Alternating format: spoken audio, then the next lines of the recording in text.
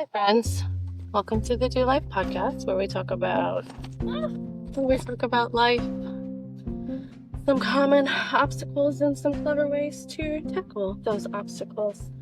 I don't know if you could tell from the last week's episode, but your girl's been kind of going through it, and we've done episodes on mental health and things like that before, and so we're not going to get into all that today. But what I want to talk about today is healing, not physically or just mentally or emotionally, but basically like overall. Because I've come a long way, and I'm sure many of you have. If you're watching this podcast on any sort of regular basis, it's a self-help podcast, and usually aren't in a place of self-help or wanting to do better unless you've been through some things and you're trying to stay on this growth. But I want to say that it is not a linear swing. It's not like, oh, I started from the bottom, now I'm here, and you didn't go back down. I don't think it's a straight line of growth and healing. I think it's it's an up and down. So you try not to go as down as low as you never want to hit rock bottom, but sometimes we do. And I just think it's really important to acknowledge that setbacks are going to happen. They're inevitable, but it's how you handle them and the mindset that you maintain while going through things that's going to get you out on top faster and help you heal on a quicker basis. So with that being said, I just wanted to, I guess I could share my story. I went to a manifestation summit in LA a couple weeks ago. I was working the event and I was really excited. Gwyneth Paltrow was going to be there, Joe Dispenza.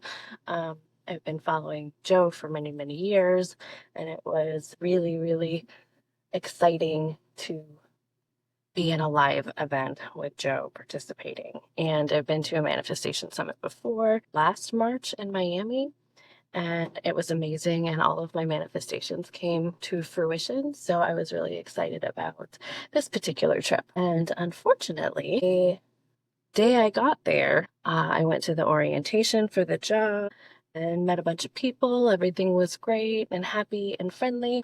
And then I got back to my car and my windows were broken and all of my stuff was stolen. And I knew I was in downtown Miami. I live in St. Louis. I travel to Chicago. I was in New Orleans 3 weeks ago. And I've always made sure to take special care that nothing's in plain sight. You can't see anything in my car. All my valuables are taken with me. So what I thought was my bill book with all my personal information and account numbers and passwords was just an empty binder. So I have like a leather zip case, and one of them had all of my personal information in it, and the other one had nothing. I had a notepad and some pens and some business cards in it. It's the one I actually take to clients' homes when I used to do things like that. And so I brought the wrong book in, and all of my identity was basically stolen.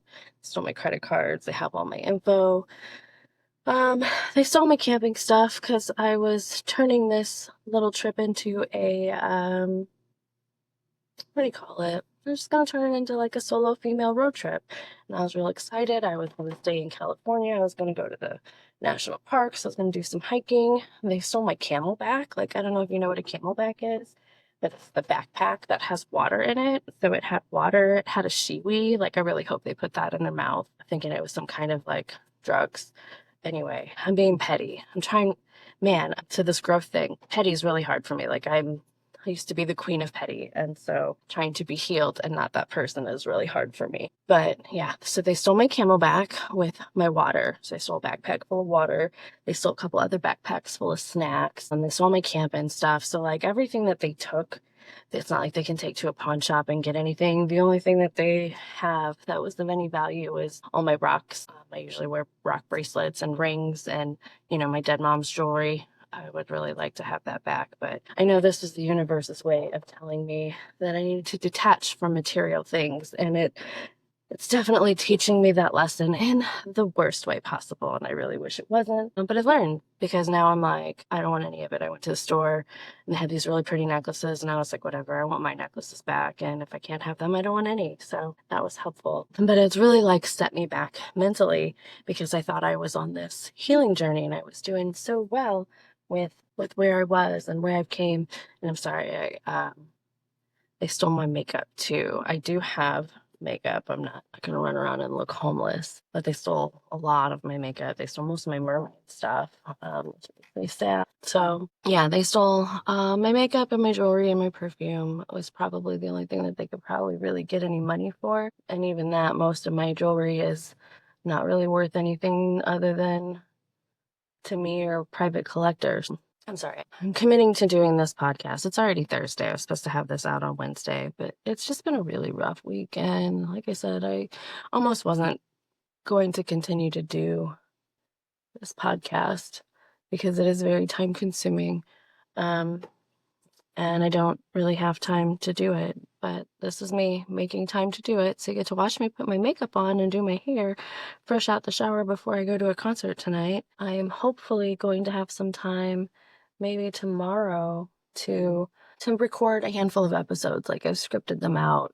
I have a really good idea of like what I want to talk to you guys about and what I want to make the next episodes for. So hopefully I'll have some time this weekend to get some recordings in and have that ready for you. So I'm excited about that. But I wanted to get a video out this week because I said I would, and I'm trying to be true to my word. So there's that. But yeah, so growth, so healing. It's one thing when you think that you're fully healed and you're like, okay, I've processed this, I've digested this, I'm okay with this, I understand what happened, I forgive this person even. And then you think you're over it and everything's good. And the next thing you know, something triggers you a few weeks later, and all of a sudden everything floods back from that original thing that you thought you were over. And you're like, wait a minute, I was over this. It didn't even bother me or affect me or faze me. Why am I triggered? And I want you to know that that is 100% okay. And that's perfectly normal. And part of the healing and the growth process is you can think that you're over something as much as you want, and you never know when you're going to be triggered. And some of us have a pretty good idea. Some of us know, like, we're going to go to Uncle Joe's for Thanksgiving and he's going to say some racist, transphobic something, and he's going to make my gay cousin Jimmy mad, and it's going to be a battle, and all the yelling is going to trigger. Like, it's a whole thing. Like, you know when you're going to be triggered sometimes, but you don't always know. Sometimes you can think that you're completely over something, and then you later learn that you're not. And I want it to be known that it's okay. It's okay if something comes back up. It's okay if you thought you were over something and then later realize, I'm not okay with this. This is a problem. It doesn't mean there's anything wrong with you. It doesn't mean that you didn't do a good job healing. It just means that those wounds go a little deeper than you anticipated, and that maybe you healed the surface level wounds, but you didn't get to the core, the root. And that's where you need to kind of take a step back and be like, okay, so I thought I was over this, and then this triggered me. Why does this bother me as much as it does? Is it more than what I originally thought? Or did I just not, was I lying to myself when I thought I was healed? So there's a lot of things that you can kind of dissect, a lot of ways that you can dissect that and see what your core trigger was and whether or not you've successfully healed. And also, if you're like, okay, I've dissected this, I know the root problem, I've worked on it, I'm healed from that, you might just be triggered. Like, it might just be a thing that's just going to happen every so often. You're just going to get triggered by something, and it's okay. Like, it could just happen. Again, healing isn't a straight line. You could be healed here from this thing, and then tomorrow something happens, and then you're back down here. As long as you don't go back down here, you go here. So that still means you've healed. You've healed this much, if that makes sense. So if rock bottom is here and you healed to here and something triggers you and you end up here, you've still healed that much. Is that better? Is that a better picture? I don't know. I'm not stuttering. I didn't say heal 87 times while trying to explain that. I don't know. So don't be too hard on yourself. Don't hurt yourself mentally. Don't be mean to you if you don't stay as healed as you thought you were. If you need to take a moment to process something, if something triggers you, and like, it's real hard. I tried to be the better person in this situation. I'm going to keep bringing this up because this is like the whole reason I'm talking about this, is because I'm not perfect. I'm human and I'm struggling with this currently. And I know if I'm struggling with it, other people are struggling. And I just want to, like, it's okay.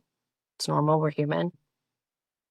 you know, Old me wants to call up some friends from North County and be like, "Hey Mo, you owe me like a favor. Remember from back in the day? Do you got like 10 friends? Can we just hop on a plane or take a little road trip to LA fully loaded, go hunt down my stuff and take care of those people?" Yeah, I really, really want to do that. But the healed version of me is like, they stole your credit card and bought cell phones and groceries. Like, clearly they need the money more than you. Maybe you could look at it as you needed to let go of materialistic attachments to things, and this was a gift to them. This was your charity to them. Look at it that way. And I tried really hard. I had a 27-hour ride home because I was just so done with life at that point. I didn't even want to go anywhere or do anything. I didn't want to finish my road trip. I just wanted to go home and be sad about it. Um, so what I did was, I didn't listen to any music, and I felt all the feelings, and I dissected the situation, and I listened to my thoughts and was just present with myself in this situation. And so I went through the whole spectrum of emotions. I went through all 12 stages of grief. I cried for my things. And I'm not a big crier. I don't cry a lot. I cried a lot. I cried a lot because I grew up kind of poor with nothing.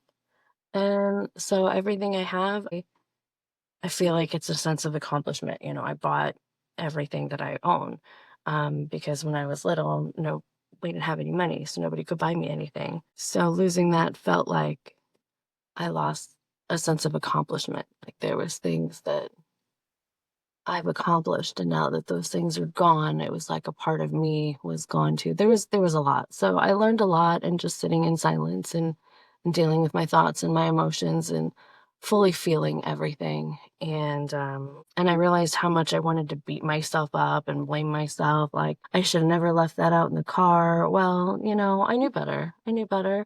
And I meant to come back out and get it, but I was walking like 2 blocks away, and I carried everything that I could carry. And I was going to come back and get the rest of the stuff. And when I got to the hotel, I was just so exhausted. I laid down and I was unconscious. So, I had good intentions, and then just didn't work out the way I thought they were.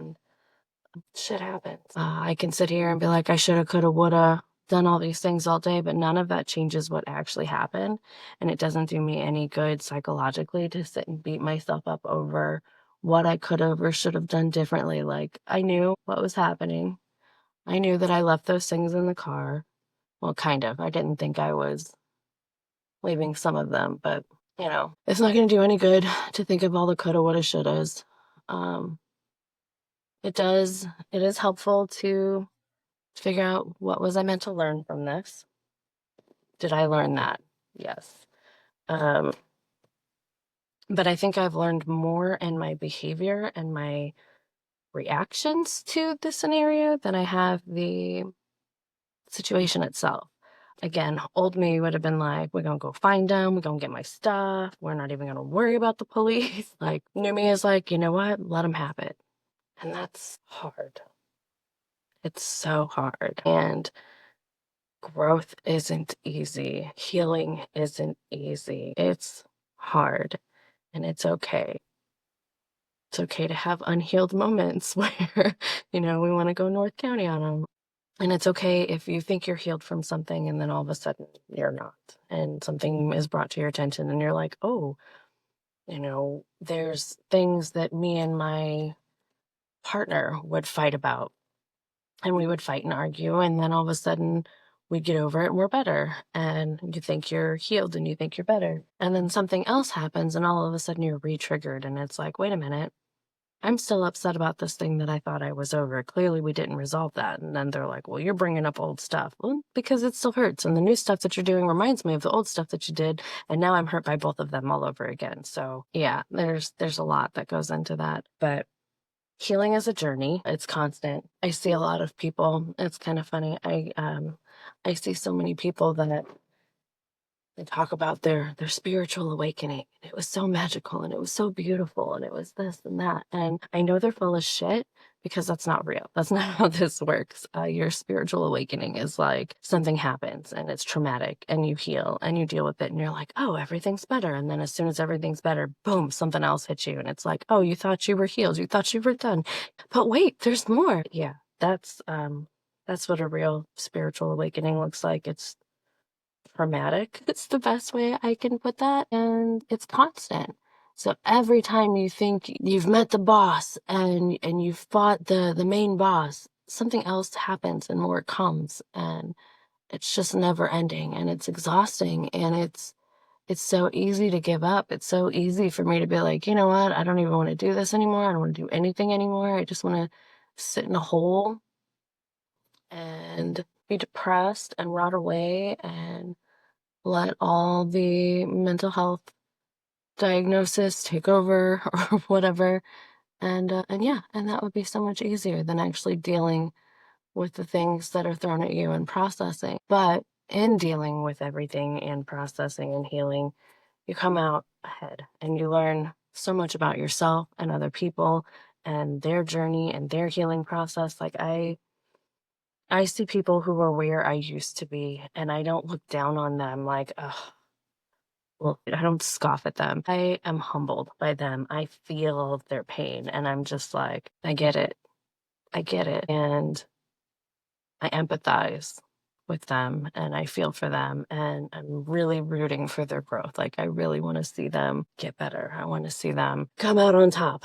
Nothing makes me happier than seeing someone struggle like I've struggled and then overcome everything even to a better level than where I'm at. You know, if they surpass me, I'm so happy for them. I am cheering them on. And I just don't understand why more people aren't like that.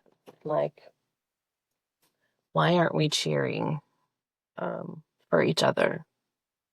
Why are some of us so stuck in making other people feel bad? And I get misery loves company. Um, but why? Like, I don't know. Like, I'm down in the dumps. I don't want people around me to be down in the dumps too.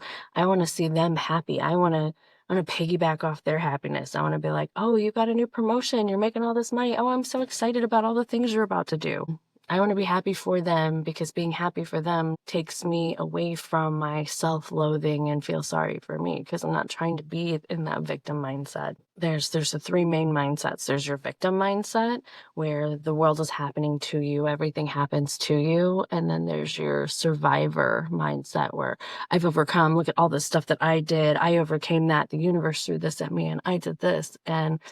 Um, and then there's the thriver who's just, you know what, everything happens for a reason. I'm just going to deal with things as it comes. I'm happy and grateful for everything that's happened in general. And I try to stay in that thriver mindset, but sometimes you're a victim. And I hate to be a victim because it makes me feel like I'm reverting, like I'm going back to, you know, when I was in that victim mindset where everything was happening to me and the world was just out to get me. And to go from paranoia to pronoia. Pronoia is basically where you think the world is conspiring in your favor instead of out to get you. And so when things have happened and I'm an actual victim. Like, you know, I was robbed. I was a victim of robbery. And it's so hard for me to want to admit that I was a victim in something because then I feel like, oh no, I'm back in that mindset. I'm back to being a victim. And it's like, those words don't have to define you. They don't have to define me. I don't have to be a victim. I was victimized. Things happened that put me in that position. That doesn't mean I have to take on that personality. That doesn't mean that needs to be my persona. I don't have to be a victim forever. I could be a victim in that moment. And so that's just something to kind of be mindful of is really just setbacks are going to happen. They're inevitable. You don't have to take on the personality of that. I don't have to be a victim. Shit happened. Shit happened. I got over it. I'm getting over it. So I know that was a trigger for me because I felt like I had come so far to get out of the victim mindset to be in thriver, because I was in survivor mindset for more of my life than almost I want to admit. But it was really just like, instead of being like, oh, poor me, the world happens to me, it was like, I can overcome anything that the world throws at me. Look at all this stuff that I've done. And I was proud of that. And there's nothing wrong with that. But I wanted to be the level up. I wanted to be like, you know what? I don't have to constantly win battles. I don't have to constantly overcome challenges. Sometimes I can just be. And I love it so much more when I can just be. And so the universe was telling me that I shouldn't have gone on this trip. I shouldn't have done these things. And I didn't listen, and I went anyway. And these are the things that happened. So I just wanted to be known that growth isn't linear. Setbacks do happen. It's okay. It's okay. Stay on your journey. Continue to heal. Know that the more you heal, the more things are going to get thrown at you. Every time I feel I'm slightly more healed than before, the universe is like, hey, remember this thing that you never really got over? How about you process that? It's like, okay, so then you do. So just be aware that the more you heal and the further you come in your journey, the more is going to be thrown at you, because the more you're capable of dealing with and healing. And as much as I'm like, yo, universe, like, I'm glad that you think I can handle so much, but can you not? Please? Can we not do these things right now? I don't know. So yeah, so there's always gonna be more. And even if you're like, I'm just gonna give up, I'm not gonna do any of these things, I'm just gonna be, the universe is gonna be like, we don't care. This is beautiful. Make this the cover and put some things on it. There's always going to be something to overcome. You're never going to be fully healed. And I'm sorry if that's news and I just like destroyed your whole life and everything you ever thought about everything. But yeah, healing is a never ending journey. The more you heal, the more you heal. Like, the more you heal from. Anyway, so healing. Yes. Don't quit healing. I read a really good book called The Body Keeps Score, and it is a really hard read. It's very triggering, so I will give you that trigger warning. If you have been through a lot of trauma, it does talk about a lot of traumatic things, and I found it to be very triggering for me, and so did most of the people I've recommended it to. But it gives some really good advice on different ways to heal and continue to stay on that journey. And it talks about doing, what is it, EFT, emotional freedom tapping, something where you just say positive affirmations and you tap. I have a friend of mine who, she's been through a lot of trauma, and she recently told me that she does that, and it's really worked well for her. So that's something that you can look into. I think everybody on the planet needs therapy. Just my personal recommendation. Even if you don't think you have any trauma, you do. Everybody does. It's okay. It's not anything to be ashamed of. It's just something that we need to be better at acknowledging. And I think therapy in general is good just to help, like, with healthy coping mechanisms.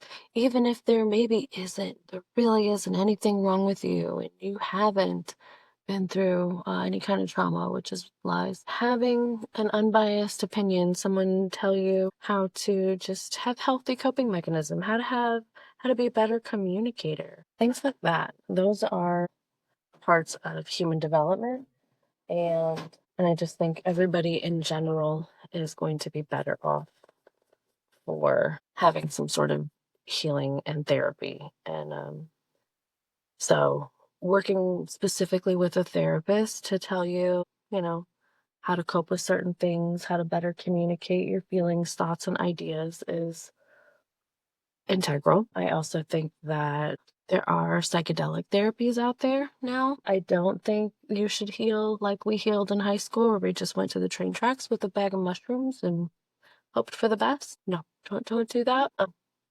Go to a trained therapist, psychoanalyst, whatever they're called. They give you the proper dosage. They help you with the right amounts of therapy while doing the drugs. And it's just such a better process in the long run.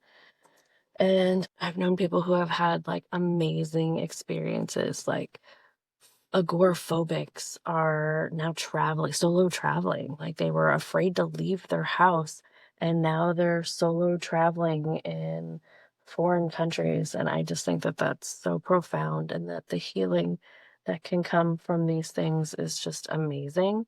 And it's still really pointy, huh? Maybe this wasn't the greatest angle to do this episode.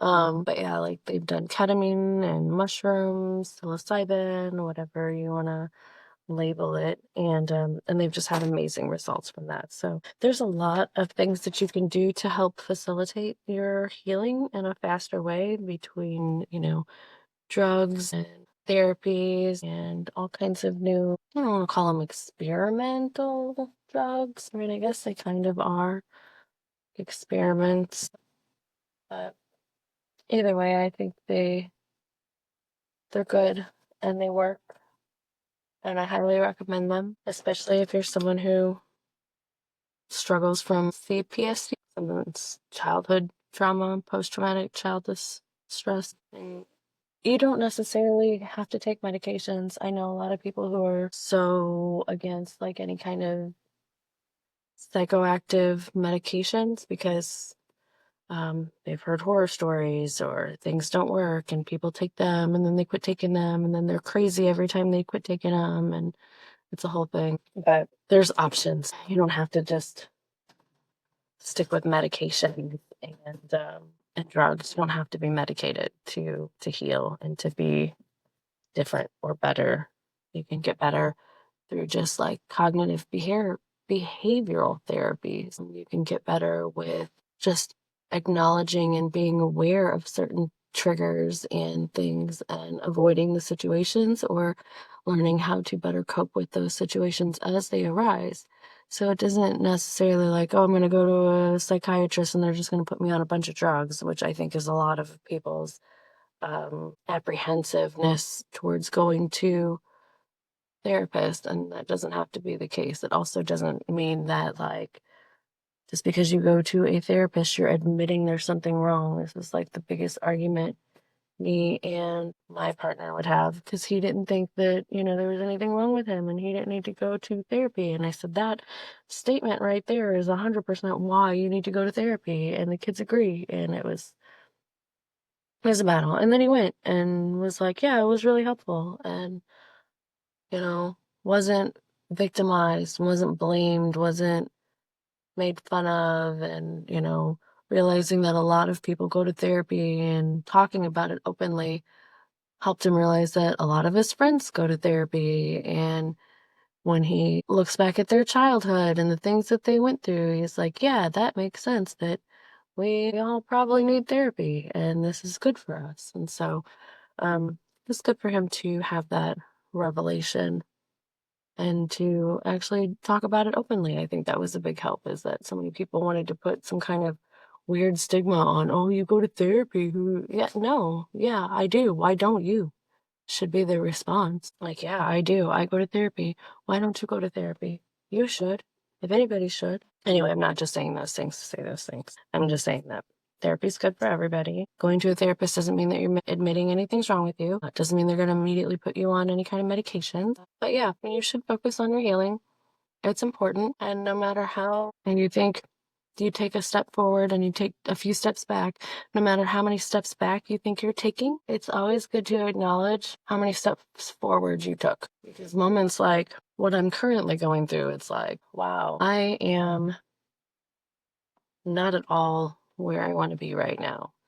And then it's also like, I'm also way ahead of where I was when I started. And I think it's important that we acknowledge that and take that into consideration. So yeah, I'm not happy about my current situation. I'm not happy about losing all of my things. I'm not happy about being robbed. I was robbed as a child, like robbed. And so having anything stolen from me is so very triggering. I'm debating on whether or not I want to share this story with you. So when I was little, my baby doll was stolen from me. I was 5 or 6, and her name was Miranda, and she was, I don't know if she was like a baby alive, like she was anatomically correct. And I took really good care of her. I was a really good mom at 5. And she was taken from me. And I was so devastated that I carried around her birth pillow, because I had a birth pillow, so my baby had to have one too. So I carried around her birth pillow in the onesie I was gonna put her in after her bath for like 3 years. I was like 8 or 9 when my aunt mom was actually like, "Hey, can we talk about this? Because like, you're kinda weird." We had a really healthy, not really, kinda conversation about, how I needed to get over it, basically. And I was like, "My baby was stolen from me," and, like, she didn't understand how traumatic that was. And I took into consideration, and then I quit carrying it around, but I slept with it until I was, like, 12. I was in my bed with all my stuffed animals, and I had her baby blanket and her onesie, and it was just I carried that around for a long, long time. So it was I don't know why that was so traumatic for me at that age, but it was. And so getting stolen from just really triggered that. And I don't know if it's just something that it was just it re-triggered all of that all over again. And it's really hard for me to process and deal with. So I don't like when my things are stolen for a lot of reasons. But it's so easy to just be like, you know what, screw it. I don't want to do any of this anymore. I'm over it. I'm done. And then like, you know what? I'm not gonna let them win. It's just stuff, you know? Am I gonna get my dead mom's stuff back? Probably not. Do I care about the camping stuff? No. It's replaceable. The only thing that's not really replaceable is like all of my rocks that are, the rocks, so they're individual. Like there's no two rocks are the same. And I wore my jewelry all the time. I even had a little spreadsheet for this podcast on what jewelry I wore on what days. And that way I didn't wear the same thing over and over. I wanted to kind of keep it fresh, and I had so many options. And now I'm just like, nothing. I don't even care. So maybe I needed that. And I gave you a lot of really personal information this episode, and I really hope it helps you understand that, like, healing isn't linear. You're going to have setbacks, and it's okay. And just don't let them win. Don't be like, you know what, I can't do this anymore. I can't continue to heal. Every time I try to heal, something else happens. Yeah, that's the point. Because the more you heal, the more you learn you have to heal, the more you're capable of healing. I don't know that I would be capable of dealing with such a loss right now. A year ago. A year ago, I would have been in a much darker place, and I don't think I would have handled the situation as appropriately as I am, I think. But, I know I wouldn't have. A year ago, I had so much else going on that I was trying to heal from, that if you would have thrown this on top of me, I would have just thrown in the towel. And so I understand how close you can be to just saying, fuck it. Like, I can't do this anymore. I don't want to do this anymore. And I just wanted to make this episode to be like, you can. You can and you will. And you'll be glad you did.